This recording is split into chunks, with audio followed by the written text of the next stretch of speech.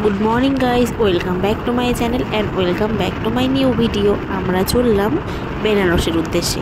বেনারসটায় গেছিলাম কয়েকদিন আগেই, কিন্তু ভিডিও তো সেম লেজি, পোস্ট করতে দেরি হয়েই যাবে। তো ভাবলাম ভিডিওটা একটু ধীরে সুস্থেই পোস্ট করি, কারণ এত ভিডিও পোস্ট করছি তোমরা দেখতে দেখতে হয়তো হয়রান হয়ে যাবে।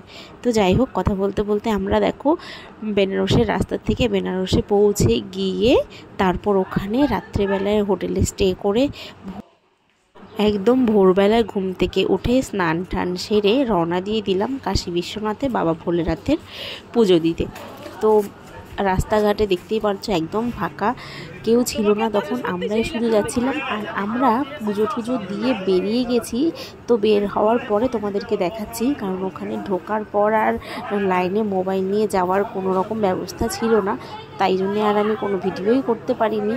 আর এই যে দেখো আমাদের পুজো দেওয়া হয়ে গেছে, আরও লাইনে ভর্তি লোক, সব সময় ওখানে লোক থাকে। আর যেহেতু কুম্ভের সময় আমরা গেছিলাম তাই জন্য ভিড়টা একটু বেশি ছিল।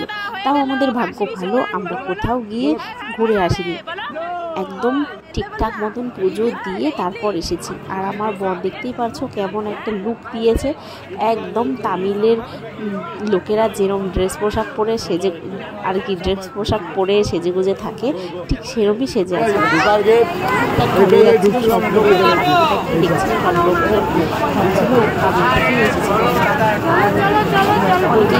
ভাষা বোঝে না, তো ওখানে গেছি, ওখানে তো বাংলার কথাই বলে না।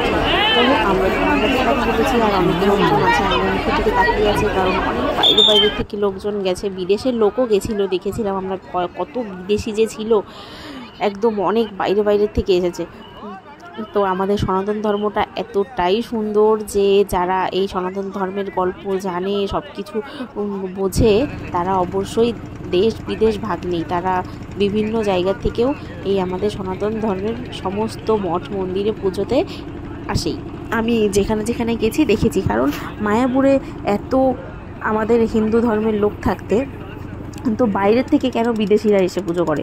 তো যাই হোক, ভালো লাগে জন্যই করে।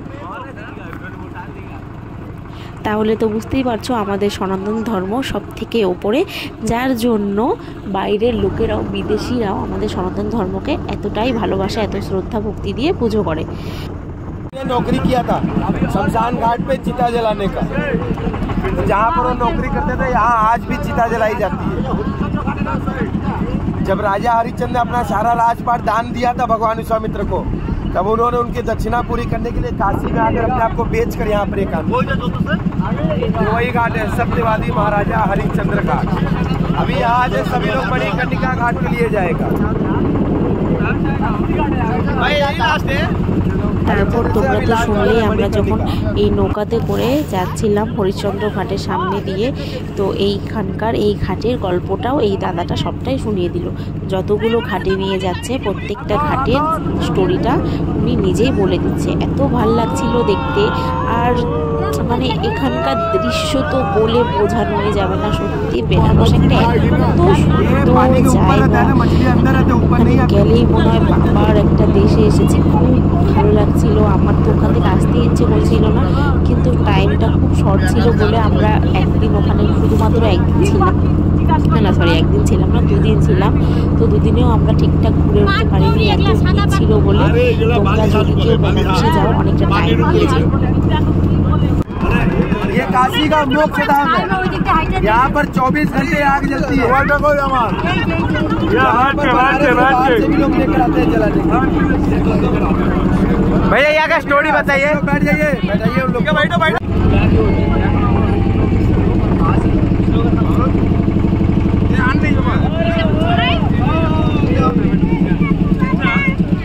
ये मणिकर्णिका घाट है, ये मणिकर्णिका घाट है काशी का मोक्ष धाम। यहाँ पर 24 आवर डेड बॉडी जलती है, और कहते हैं यहाँ जिसको भी जलाया जाता है उसको मोक्ष का प्राप्ति होता है। इसीलिए यहाँ पर वाराणसी के बाहर से लोग लेकर आते हैं जलाने के। काशी का मोक्ष धाम मणिकर्णिका। बैठ जाइए आप लोग, बैठिए। কাশীর সব থেকে মেন ঘাট হচ্ছে মণিকর্ণিকা ঘাট। এখানকার গল্পটা তোমরা যদি না জানো তাহলে ইউটিউবে সার্চ করবে, অনেক সুন্দর একটা গল্প আছে বাবা ভোলানাথ আর মা পার্বতী দেবীর এখানে মণি আর কর্ণিকা হারিয়ে গেছিল। তো সেই গল্পটা তোমরা শুনলেই বুঝতে পারবে।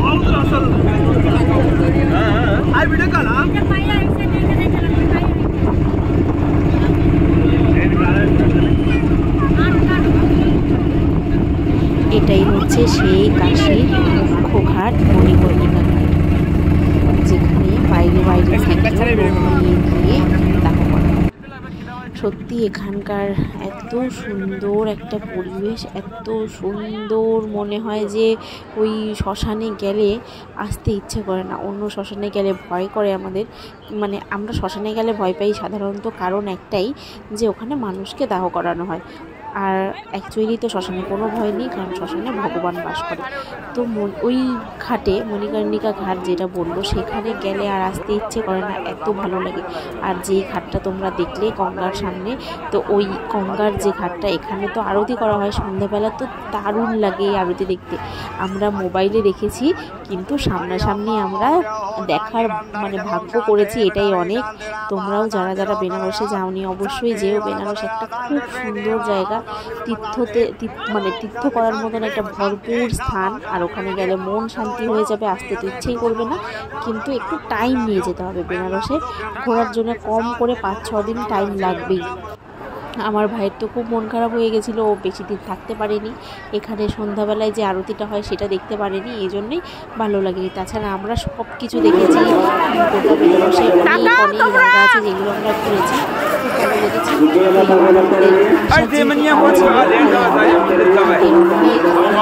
দিয়ে দিলাম রিক্সায় করে থেকে একটু রেস্ট করে খাবার দাবার খেয়ে সেই দিনই আমরা আমাদের বাড়ির উদ্দেশ্যে আবার বেরিয়ে গেছিলাম। ভিডিওটা কেমন লাগলো অবশ্যই জানিও। আর তোমরা যারা যারা বেনারসে গেছো অবশ্যই আমাকে কমেন্ট করে জানিও। তো আজকের ভিডিওটা এখানেই শেষ করছি, আবার দেখা হবে নতুন কোনো ভিডিওর সঙ্গে।